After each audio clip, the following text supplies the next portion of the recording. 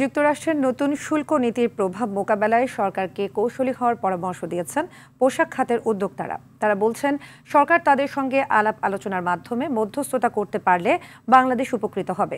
সাকিবুর রহমানের রিপোর্টে দেখুন বিস্তারিত। ডোনাল্ড ট্রাম্পের নতুন শুল্ক নীতির প্রভাব বিশ্লেষণে টালমাটাল বিশ্ব। বাংলাদেশি পণ্যের উপর শুল্ক বেড়েছে ৩৭%, আগে ছিল 15%। যুক্তরাষ্ট্রে বাংলাদেশের প্রধান রপ্তানি পণ্য তৈরি পোশাক। নতুন শুল্ক নীতিতে রপ্তানি আদেশ কমবে বলে শঙ্কা বিজিএমই এর সাবেক পরিচালক মহিউদ্দিন রুবেলের।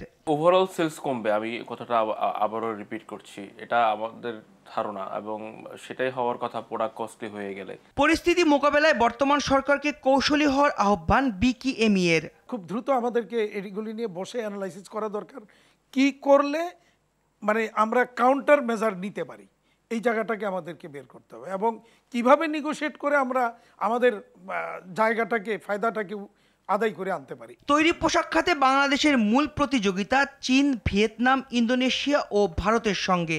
চীনে যুক্তরাষ্ট্র শুল্ক বাড়িয়েছে ৩৪%, ভিয়েতনামে ৪৬%, ইন্দোনেশিয়ায় ৩২% ও ভারতে ২৬%। এফেক্ট তো আমার একার হয়নি, এফেক্ট সবারই হয়েছে। প্রাইস আন্ডারকাট না করে ফেলি, এ ধরনের কিছু না যাই, বিকজ আমাদের মনে হচ্ছে যে চ্যালেঞ্জ আছে, চ্যালেঞ্জ থাকবে। আমাদের যেই ব্যাকগ্রাউন্ড বা যেই ইনফ্রাস্ট্রাকচার আছে সেটা অন্য কেউ এত সহসায় কিন্তু দিতে পারবে না।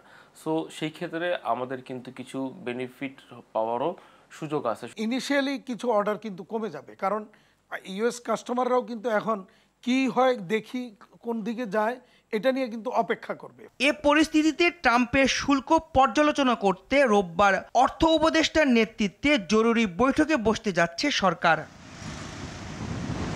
সাকিবুর রহমান, RTV, ঢাকা।